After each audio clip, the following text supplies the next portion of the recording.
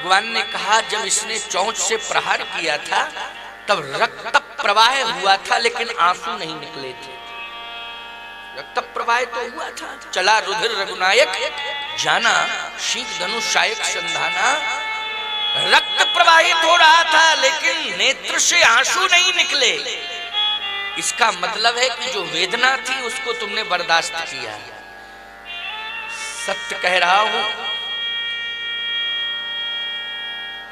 पुत्र मां पर प्रहार करता है तो मां उस प्रहार को सह लेती है, वेदना सह लेती है, लेकिन वाणी से व्यक्त नहीं करती है, वाणी से व्यक्त नहीं करती है। ये मां है।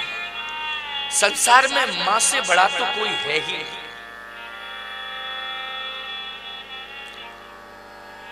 मां अनंत कष्टों का वर्ण करती है।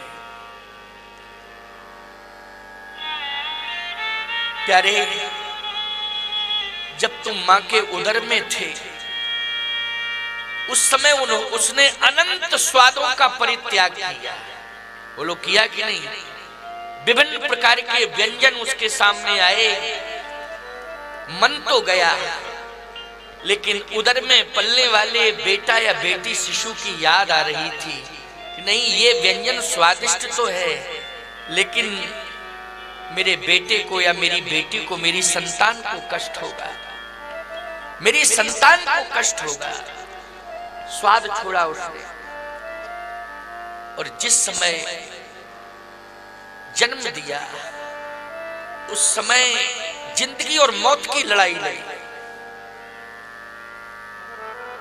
प्यारे, असहनीय पीड़ा, इतनी वेदना कि उस समय जिंदगी और मौत की लड़ाई लड़ रही थी। मां संघर्ष कर रही थी। जैसे ही संतान को धरती पर देखा तो उठा के हृदय से लगाया। लगाया कि नहीं लगाया? सबसे पहले हृदय से किसने लगाया? मां ने लगाया। और प्यारे, हृदय से ही नहीं लगाया। अगर तुमने ठिठुरती ठंडी में बिस्तर गीला कर दिया है तो मां गीले बिस्तर पर लेट गई और तुम्हें उठा करके हृदय पर लिटा दिया, रात भर छाती पर सो।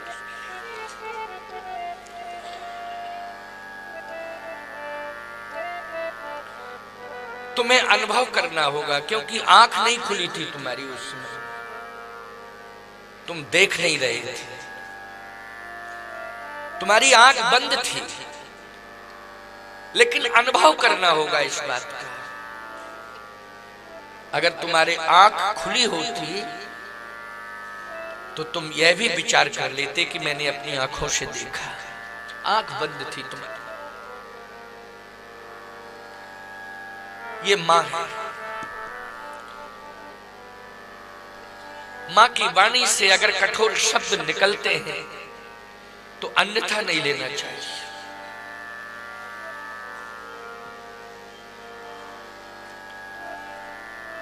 तुम्हारे पीछे कितने देवी देवताओं के पास जाकर के माथा पटका मारा।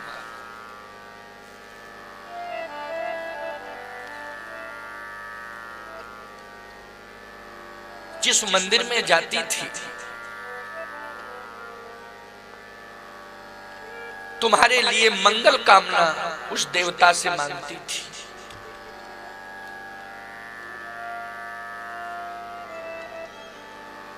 माने अगर दो शब्द कह दिए हैं तो बुरा मान रहे हो। कल आपने सुना था, दोष दे जननी जड़ते जिन गुरु साधु सभा नहीं से।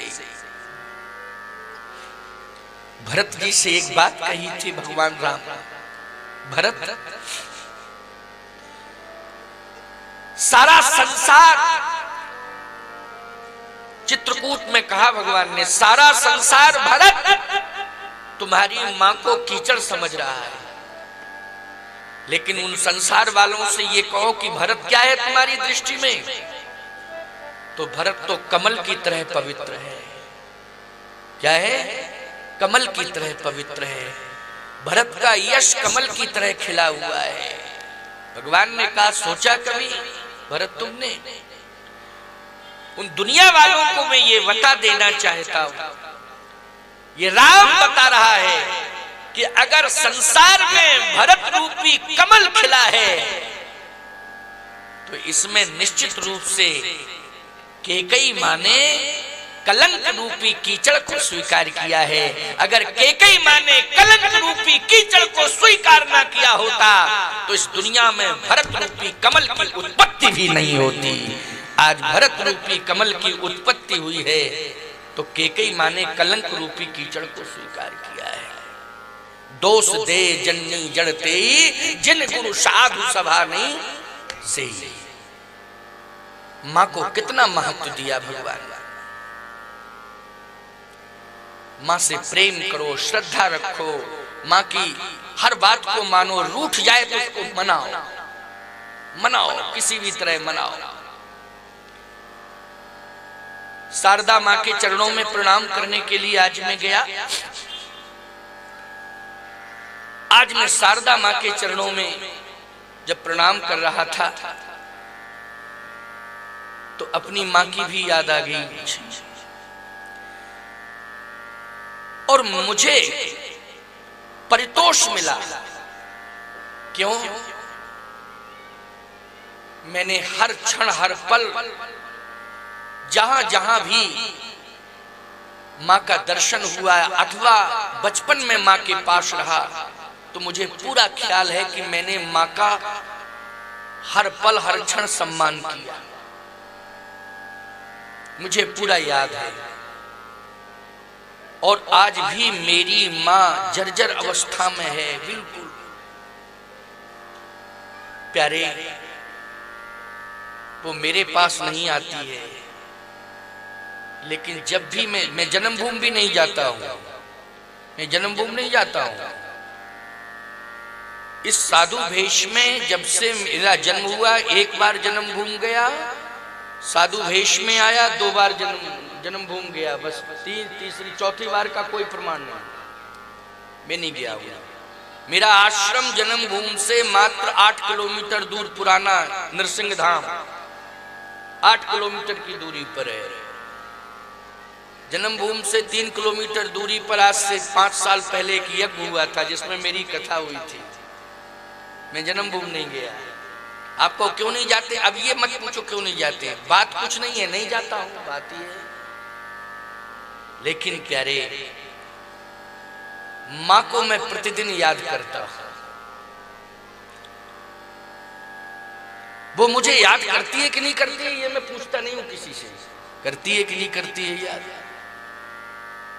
लेकिन मैं प्रतिदिन मां को याद करता हूं कि वो स्वस्थ है कि नहीं है, किसी के माध्यम से जानकारी लेता हूं।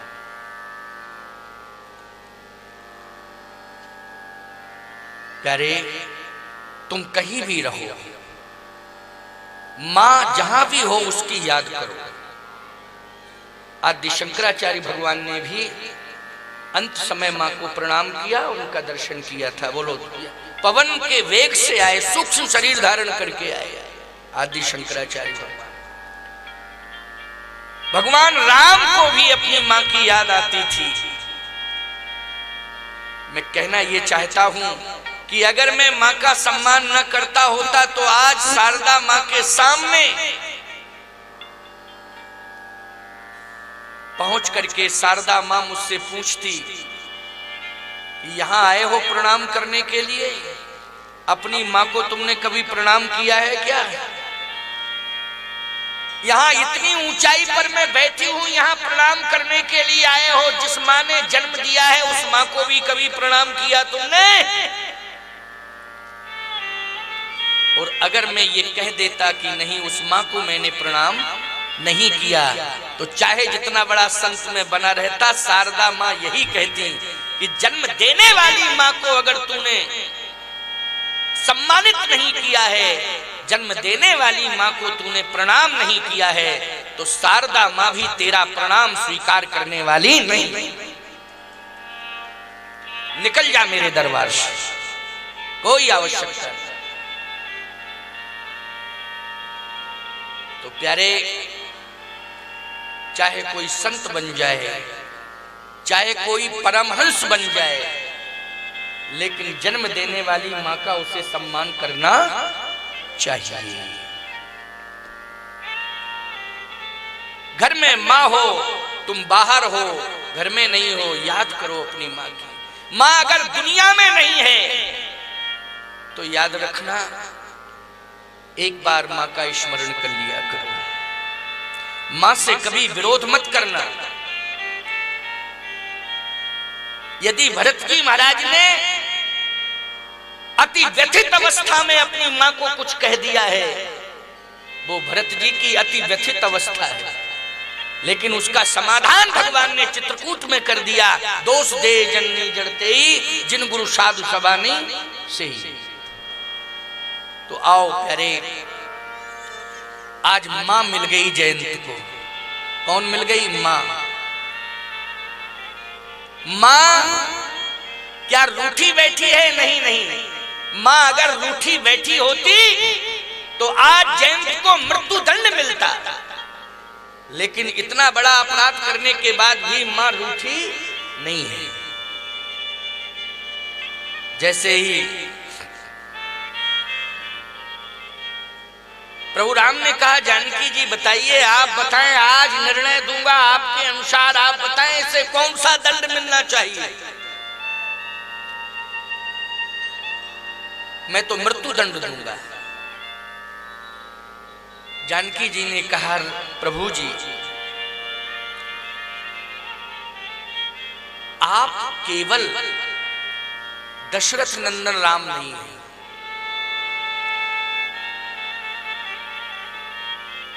आप जगत पिता है। मैं केवल जनक नंदनी ही नहीं हूं, आप केवल दशरथ नंदन नहीं है, मैं केवल जनक नंदनी नहीं हूं। जग कारण तारण भव भंजन धरणी भार,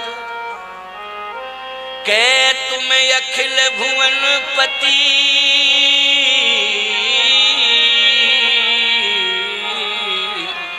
लीन मनुज अवतार। आप अखिल भुवन पति हैं, जगत पिता हैं। आप अगर जगत पिता हैं तो मैं जग जननी जानकी, मैं जगत की माता हूं। और आज जयंत जगत से बाहर है कि जगत के अंदर है? कहे नहीं है तो जगत के अंदर ही। तो जगत के अंदर जितने भी प्राणी हैं, आप उनके पिता हैं और मैं उनकी मां हूं। जयंत जगत के अंदर है, आखिर ये पुत्र है कि नहीं? हाँ है तो पुत्र, इस भाव से तो पुत्र है। तो मां कठोर हृदय नहीं होती है। कभी भी मां अपनी आंखों के सामने अपने बेटे की मौत नहीं देख सकती है, चाहे जितना बड़ा अपराध बेटे ने क्यों न किया हो। बोलो, मौत देख सकती है क्या? नहीं। चाहे जितना बड़ा अपराध किया हो, अपनी आंखों के सामने अपने बेटे की मौत नहीं देख सकती है। हे प्रभु, बस मेरी यही प्रार्थना है आपसे कि सजाए मौत की वजह मैं प्रार्थना कर रही हूं आपसे, इस बेटे जयंत को सजाए माफ कर दीजिए। बस मैं यही कह, सजाए माफ कर दीजिए। सोचो जरा, सजाए मौत, लेकिन मां ने सजाए माफ कर दिया। तुम समर्पण कर दो, श्री सीताराम जी के चरणारविंदों में समर्पण कर दो। बस इतना जरूर ध्यान रखना कि अपराध तुमने कितने ही क्यों ना किए हो, बस उनकी पुनरावृत्ति नहीं करना, दोहराना नहीं। इस बात का ध्यान रखना, ये नहीं कि दोहराओ। समर्पण कर दो, चाहे जितने बड़े से बड़े अपराध तुमने किए हैं, बस आ जाओ भगवान की शरण में, मां जानकी जी की शरण में आ जाओ, श्री सीताराम जी महाराज की शरण में आ जाओ, श्रीमन नृत्य राघव जी सरकार के शरण में आ जाओ। मैं दावे के साथ कह रहा हूं, करोड़ों करोड़ों अपराध तुमने किए हैं, लेकिन समर्पण कर दो, प्रायश्चित हो जाएगा। बस पुनरावृत्ति मत करना, उद्धार अवश्य ही होगा। ये मैं चैलेंज कर रहा हूं, उद्धार अवश्य होगा, अवश्य होगा, अवश्य होगा।